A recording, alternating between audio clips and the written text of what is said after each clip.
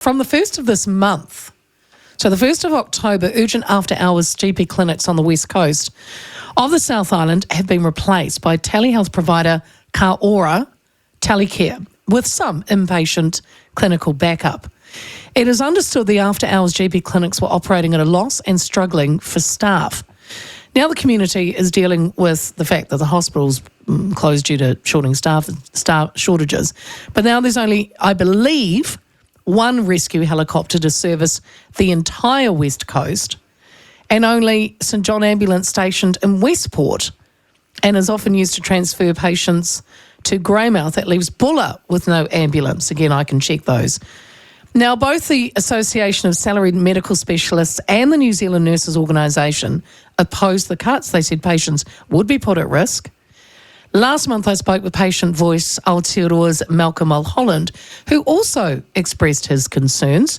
So I thought it'd be good to catch up with him a month on and see what he thinks. Malcolm, good afternoon. Hi, Leah. Hey, look, thanks for joining me again, Malcolm. So nearly a month of the telehealth service on the West Coast. So far, they say they've received just over 201 calls from people after hours and on weekends. Is that a surprising number, or what do you make of it? I don't think it's so much about the number, more about the level of service that people receive when they make the call. So Sure. We know that there are a number of issues involved with that. Just to begin with, though, Leah, not everybody has yet received information about how they can contact Aotearoa and what level of service they can expect if they do engage with the service. And that, to me, is probably the most alarming about the rapid rollout of the service for Bulla.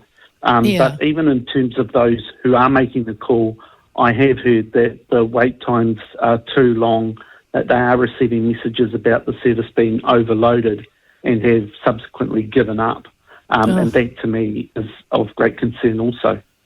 Actually, I wanted to talk about that, Malcolm. Yeah, they say 16,000 households across the West Coast from Karamea to Haast supposedly received information packs about the service.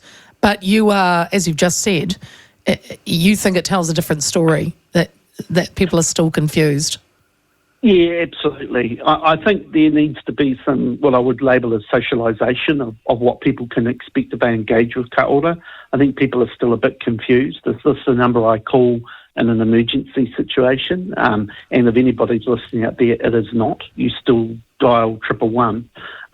But I think too, because the coast in particular has a more elderly population and less engaged with technology like the internet or have poorer access to services like that, you do need a big education drive, and just haven't seen that happen down those ways.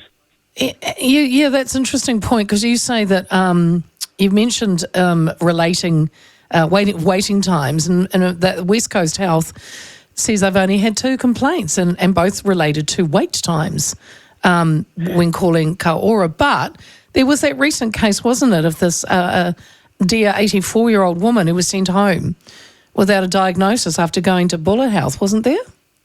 Yeah, that's right. And that tells me, although that's not such a criticism of the Aotearoa service, because remember that's a telephone service, but that tells me that the same issues still remain in that community, which is about an overloaded hospital who's operating with one doctor and then having to wait 2 hours for an ambulance once she had been sent home and went back, by the way, to come from Greymouth back to Bulla because they were transferring a patient from Westport, because Bulla's only got one ambulance. That's the reality of the situation. Malcolm, do you think that people will start leaving these areas, around the Bulla area and Westland and the Grey District, just out of concern that they just won't get the healthcare they need? Yeah, sadly, I think that is already happening, to be honest with you. I mean, I've had anecdotal evidence of people having conversations with, in particular, those who grew up there, went away and want to come back. They've seen the stories. They're really worried about, how will they be seen, how will their needs be met, and especially in an emergency type situation. And there have also been some prospective people wanting to come to the region who really do worry about, again, what's going to happen if I have a heart attack or if I'm misdiagnosed, those types of scenarios. And as a result, they're not going there to live. Some residents also just don't have faith in telephone consultation services, do they? They want that medical professional face-to-face. Yeah, they do, because you can't give somebody's blood pressure over the phone or take somebody's temperature. And again, we're dealing with an elderly population where their expectation is when I deal with a doctor, I'm seen face-to-face, I go in, I meet in a clinic, and they can tell me what the diagnosis is. This is totally new territory for a great, number of people who live on the coast. So again, because it's been so rapid in their rollout, they haven't had an opportunity to educate and socialise the service with the community. They've done this 1 month review. Well, it's coming up. There's a 1 month review on the call data that's planned, and then more extensive review after 6 months, Malcolm.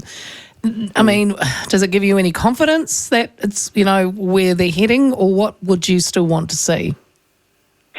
I think we need to delve into the level of service. Numbers only give you one side of the equation, and that's how many people are accessing the service. But to me, the more important question is, but what is that level of service? Are people getting what they expect? Are they having, for example, to wait a very long period of time? Are they being told, for example, if the phone is engaged or if they're experiencing higher than normal expected call volumes, where they are in the queue? Is there a facility for people to leave a number where they can be contacted back? It's those types of questions that I'd really like the answer to, and I suspect we're not going to get that, and possibly until 6 months in.